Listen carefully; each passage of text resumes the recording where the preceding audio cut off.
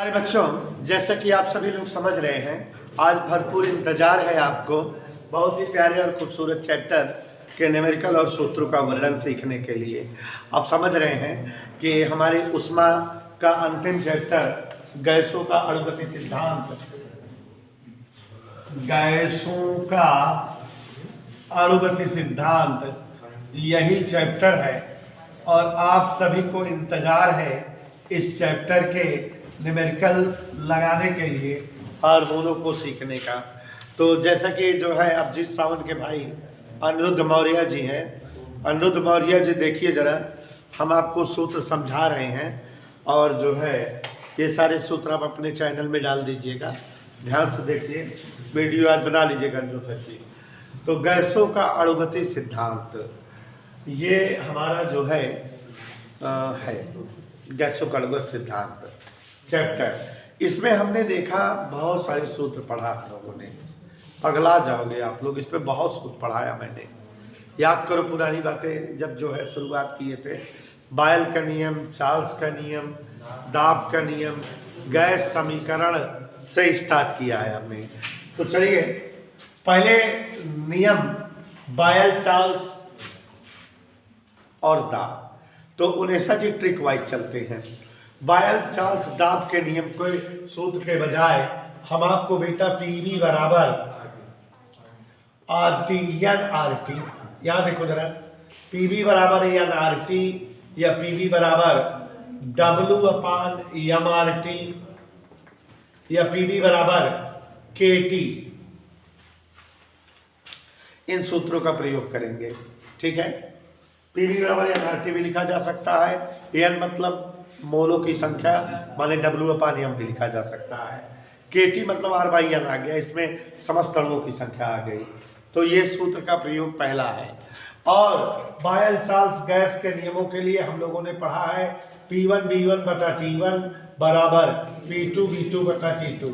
इस सूत्र को याद करिए रोहनदान, और ये बात समझिए कि बायल का नियम, चार्ल्स का नियम, दाब का नियम, तीनों के सूत्र इसमें आ गए। अगर जिस चीज को सवाल में स्थिर कहता रहे उसको दोनों तरफ से मिटा देना। जैसे मान लो सुष्मिता कहे कि स्थिर ताप पर किसी गैस का फलाना फलाना फलाना, तो स्थिर ताप कहा तो दोनों तरफ टी मिटा देना, तो क्या सूत्र आ जाएगा? ओके, कहा स्थिर दाब पर किसी गैस का इतने ताप पर आयतन इतना है, तो स्थिर दाब कह रहा है तो पी मिटा दो दोनों तरफ से, B1 अपान T1 बराबर B2 अपान T2। और अगर कहीं स्थिर आयतन कह दे सवाल में तो दोनों तरफ वी मिटा देना, P1 अपान T1 बराबर P2 अपान T2। तो आपने देखा ये ट्रिक है, तीनों सूत्र इसमें आ गए कि नहीं, तो क्यों बार बार फालतू सूत्र लिखें, तीन सूत्र में काम चल जा रहा है। तो अच्छा, उसके बाद देखो जरा इस चैप्टर का सूत्र, वर्ग माध्य मूल चाल VRMS बराबर अंडर रूट, क्या बताया मैंने, 3RT बाई एम, बोलो 3RT बाई एम, ये सूत्र पढ़ाया है। और एक सूत्र 19 से पूछकर बताया था कि V और T और V और M में रिलेशन, बार B1 बटे बार B2 बराबर अंडर रूट T1 बटा T2 या अंडर रूट M2 बटे M1। आप सभी साथी ध्यान देंगे, यह सूत्र तभी लगेगा जब जो है वर्गमाध्य मूल वेग और ताप वगैरह की बातें रहे। ठीक है, जब ताप रहेगा तो ये लगा देना और भार रहेगा तो ये लगा देना। सूत्र सब हम शॉर्टकट में 19 लिखते जा रहे हैं, बहुत सारे सूत्र हैं ना बेटा, और जितने सूत्र हैं सब पर एक एक सवाल बोला हूँ, प्रयास किया हूँ कि हर सूत्र समाहित कर दूँ। उसके बाद देखो जरा सभी साथी, दाब का व्यंजक इसके बाद आया था, P बराबर 1 बटा 3 MN अपान B बार B स्क्वायर। आप सभी बच्चे जान रहे हो M एक अणु का द्रव्यमान है, N समस्त अणुओं की संख्या है, V आयतन है, वार B वर्गमाध्य मूल वेग है, सभी बच्चे जान रहे हो, कोई बताना जरूरत नहीं है। अच्छा, उसके बाद जो है 19 माध्य गतिज ऊर्जा का सूत्र पढ़ाया मैंने, माध्य गतिज ऊर्जा याद करो, E बराबर 3/2 K अपान KT। इससे सूत्र आया था एक, याद करो, E1 बटा E2 बराबर T1 बटा T2। नहीं याद है? और बेटा एक सूत्र बताए हैं इसी में कि संपूर्ण गतिज ऊर्जा, उसका सूत्र क्या होता है हमेशा? 3/2 RT। कुल गतिज ऊर्जा रहेगी तो 3/2 RT, और बाकी के लिए जान ही रहे हो। और बच्चों इसके बाद जो है हमारे जो सूत्र हैं वो थे Cp माइनस Cv बराबर R, और Cp बराबर du प्लस Pdv, Cv बराबर K1 du, और u अगर पूछे कहीं आंतरिक ऊर्जा हाफ FRT, यही है? हाफ FRT है कि 3/2 FRT? हाफ FRT है। और जो है Cp और Cv का मान भी है। क्या मान है बताओ? Cp का मान कल निकलवाए थे R1 प्लस F/2, यही आया था क्या? Cv का मान क्या बताए थे? इधर क्लियर? गामा का मान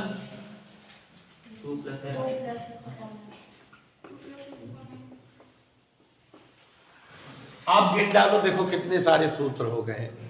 अब आप कल्पना करिए कि अगर एक सूत्र पर एक सवाल रहे तो फिर 8, 4, 12, 3, 15 सवाल तो बने चाहिए। बच्चों सूत्र बोल दिए हैं, समझा भी दिए सूत्र, सबको समझ में भी आ गए। कोई डाउट किसी को? अब सवाल बेटा कोई बच्चा या बच्ची पहला सवाल पढ़ दे। कल वाली सवालें हैं, पढ़ दो।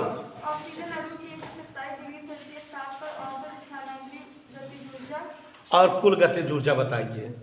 ठीक है, देखो बच्चों सवाल आगे पीछे घूम घाम के पूछे हैं। कुल किताब में तो 42 सवाल है, लेकिन सोच रहे 15-20 लगवा देंगे। देखिए आवाज नहीं। पहला सवाल आइए पढ़ेंगे।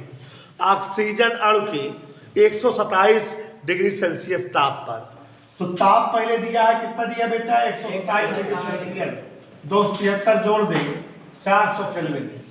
पहले बारी बारी से काम करते हैं, उन्हें सा ध्यान देना। ऑक्सीजन अणुओं की औसत स्थानांतरी गतिज ऊर्जा बताओ। कौन सी ऊर्जा बताओ बेटा? बहुत गजब के बात है। आप तो कर सकते, बताओ नहीं। ऊर्जा सूत्र का होता है, बताओ। U बराबर हाफ, लेकिन कहा था सवाल में, देखा फंसा देगा, कहा था औसत स्थानांतरीय गतिज ऊर्जा। औसत स्थानांतरीय गतिज ऊर्जा और कुल ऊर्जा बताओ। तो आपको पता होना चाहिए कि ऑक्सीजन चाचा 2 परमाणु का है। एक देखा ऑक्सीजन का परमाणु का है, और 2 परमाणु में जो है हम बताए हैं 5 गति होता है, 3 स्थानांतरीय और 2 घूर्णन। तो अगर स्थानांतरी गति कहा केवल स्थानांतरी गति, तो ऊर्जा सूत्र का हो चाहिए हाफ या फार्टी में एफ की जगह 3 लिख दे। काहे? ऑक्सीजन में 3 ही स्थानांतरी गति होती है, और कुल गतिज ऊर्जा कहे तो एफ की जगह 5 लिख दे। यह टेक्निकलिटी है। और कहा औसत स्थानांतरी माने अणुक संकेत भाग दे, यल से भाग दे। नहीं समझे? इधर देखो, टेक्निकल बात देखो, देखो इधर गलत हो जाएगा। O2 अणु में 3 स्थानांतरी व 2 घूर्णन गति होती है। उन्हें सब कोई लोग काफी मत देखना, बोर्ड पर देखना। इसलिए ऑक्सीजन की स्थानांतरीय गतिज ऊर्जा, कौन सी गतिज ऊर्जा?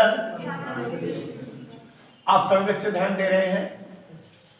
1/2 ऊर्जा सूत्र होता है, ये आपकी जगह 3, RT।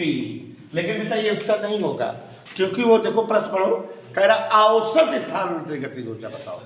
औसत शब्द लगा दिया कि नहीं, अब नहीं ध्यान दोगे तो गड़बड़ा जाएगा ना। इसलिए O2 की, इसलिए हमने लिख दे रहा है दोनों अलग अलग। 19 औसत स्थानांतरीय गतिज ऊर्जा माने बेटा हाफ गुणे 3 गुणे के यन से भाग हुई आज बटे। समझ में आई? टेक्निकल बात समझ में आई ना है। औसत शब्द ना कहा तो फिर आर रहता है, औसत शब्द कहे बा तो आर बटे एन हो गया। रूप संख्या भाग, जैसे गतिज ऊर्जा निकाले रहे 3/2 RT, माध्य गतिज ऊर्जा माने 3/2 के थी, आर बटा एन हो गया। मजा आएगी ना, कितनी टेक्निकल बात है। तो अभी आएंगे 3/2 माने बेल के मान हमें सोडियम लिखाए रहे, और तो सबका हमेशा याद रहा है 1.38 गुणे 10 घात माइनस 1.38 गुणे 10 घात माइनस टी की जगह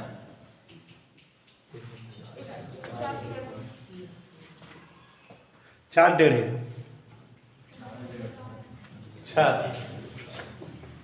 4 डेढ़े 400। अब 6 गुणा करें 60 है, 48 किया था सिर्फ 4, 6 का 18 4 6 कम 2 जीरो है ना आगे जूल प्रति मोल, ये है ना। समझ में आ बेटा ना है? ये कौन ऊर्जा है बेटा? औसत स्थानांतरित गतिज। अब O2 की औसत, देखो हम टेक्निकल सवाल ढूंढ ढूंढ बोले हैं, सरल अपने आप लग जाएगी। औसत गतिज ऊर्जा, नहीं ध्यान दोगे तो इतनी बड़ी बात तुम्हारी।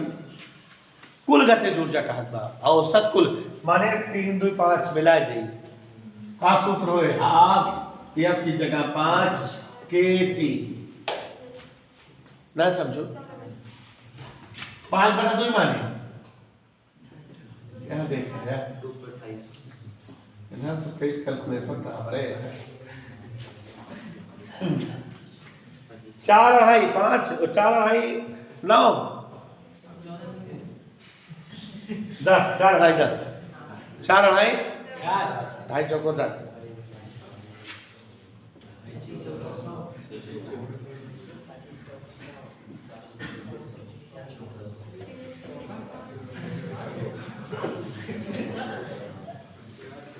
What happened? गुड़ी कर दिए,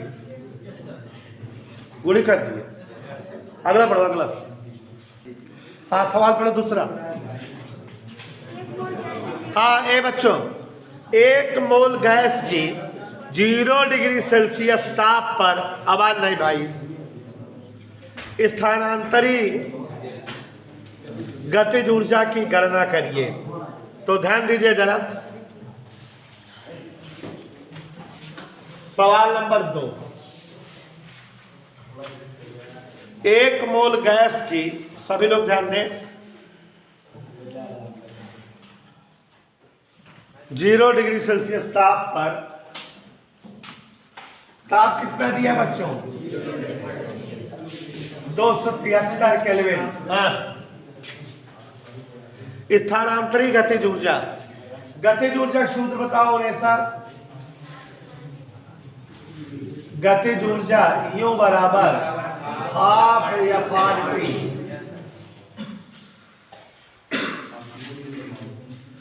हाफ F/T। अगर जो है कहता माध्य गतिज ऊर्जा तो R के बजाय यह लिखते, के लिखते। तो अब बच्चों इसी में सबका मान रख दो, सबके मान के बारे में पता है। स्थानांतरित गतिज ऊर्जा, आपको देखो गैस नहीं बताया है कि 1 परमाणु का या 2 परमाणु या बहु परमाणु, आपके पास सेंस होना चाहिए। गैस चाहे जो हो, स्थानांतरित गतिज ऊर्जा केवल 3 होती है, 1 परमाणु में भी, 2 परमाणु में भी, बहु परमाणु में भी। स्थानांतरित गतिज ऊर्जा 3 ही होती है। स्थानांतरित गतिज ऊर्जा हाफ F की जगह, R की जगह टी की जगह कोई दिक्कत बेटा? कैलकुलेशन करते हैं हम, समझ में आ गया? सरल है कि नहीं? स्थानांतरित गतिज ऊर्जा कैसी होती है हमेशा, चाहे जौन गैस हो। कुछ लोग सोचोगे गैस नहीं बताया मैं कैसे जानी, तो इससे जाना जैसे हम बताओ तो 3 से 2 भाग दे 1.5, 15 कम 15 की 5, 8 से नहीं 15 45 एक 46 की 6, 5 से 4 15 120 4 124 2 और 1 3 गुणे 273 ना, तो गुणा कैसे जब है डायरेक्ट लिख दिया 3.4 गुणे 10 घात 3। अरे कर लोगे क्या? अगला पढ़ो, अगला सवाल नंबर 3। हाँ देखो जरा, बहुत ही प्यारा प्रश्न है। 27 डिग्री सेल्सियस ताप पर, हम सवाल पढ़ते जा रहे हैं, सुनते भी जाइए। 27 डिग्री सेल्सियस ताप का इसका मतलब 300 केल्विन कहा कि नहीं? 27 डिग्री सेल्सियस ताप पर हाइड्रोजन गैस के अणु की गतिज ऊर्जा बताइए, यही पूछ रहा है ना। देखो हम पूरी सवाल नहीं बोले हैं उन्हें। 27 डिग्री सेल्सियस ताप पर हाइड्रोजन गैस के प्रति स्वतंत्र कोटि के किसी अणु की गतिज ऊर्जा बताइए। तो प्रति स्वतंत्र कोटि कह दिया, माने माध्य गतिज ऊर्जा कह दिया है। ठीक है, तो क्या सूत्र लगेगा बेटा? माध्य गतिज ऊर्जा, कोई बच्चा बताए? अंडर रूट कहां से आ जाएगा बेटा? 3/2 KT, इधर क्लियर? 3/2 K की जगह 1.38, T की जगह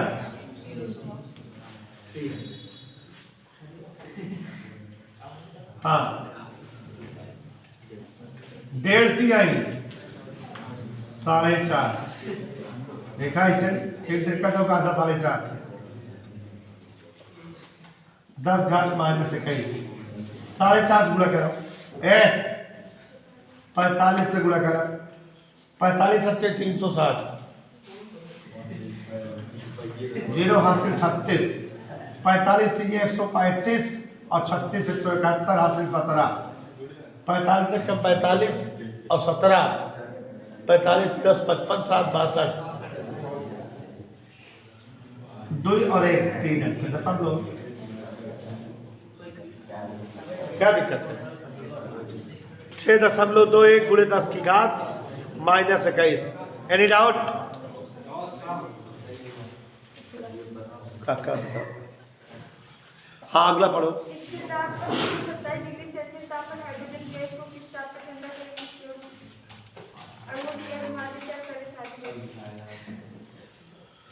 हाँ अगला देखो पढ़ रहे हैं बेटा।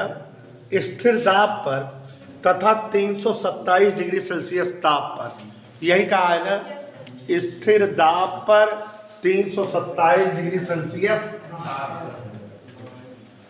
327 डिग्री सेल्सियस ताप कितना हो जाएगी?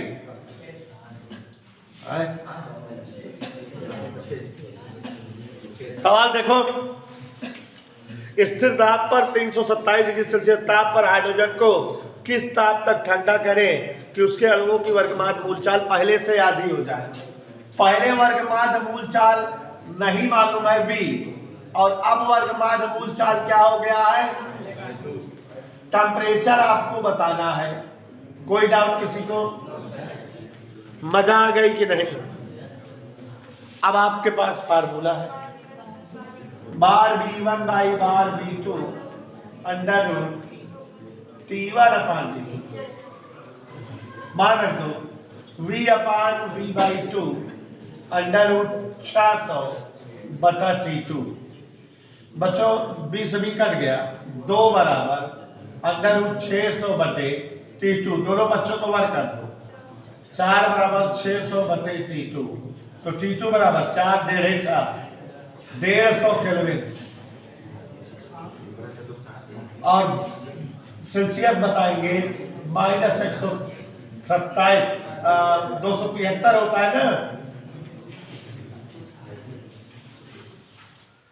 -123 डिग्री सेल्सियस। अगला बोलो बेटा। यदि वायु का ताप 27 डिग्री सेल्सियस से बढ़कर 227 हाँ देखो क्वेश्चन नंबर 5 पढ़ रहे हैं बच्चों। यदि वायु का ताप 27 से बढ़कर 227 हो जाए तो औसत गतिज ऊर्जा किस अनुपात में बढ़ जाएगी। आप सभी साथी देखें, शुरुआत में ताप बोलो 27 माने 300 केल्विन, बाद में ताप बोलो 227 माने 500 केल्विन। तो क्या कह रहा है? औसत गतिज ऊर्जा हाँ चलो इधर देखो, E1 बटे E2 बराबर T1 बटे बराबर 300 बटे E1 बटे E2 बराबर देवेश चंद,